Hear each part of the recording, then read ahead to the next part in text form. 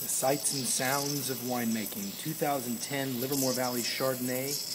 You can see and hear the CO2 coming out from the fermentation bung as we're doing barrel fermentation on what will end up being Marilee from 2010. Another day in the winery.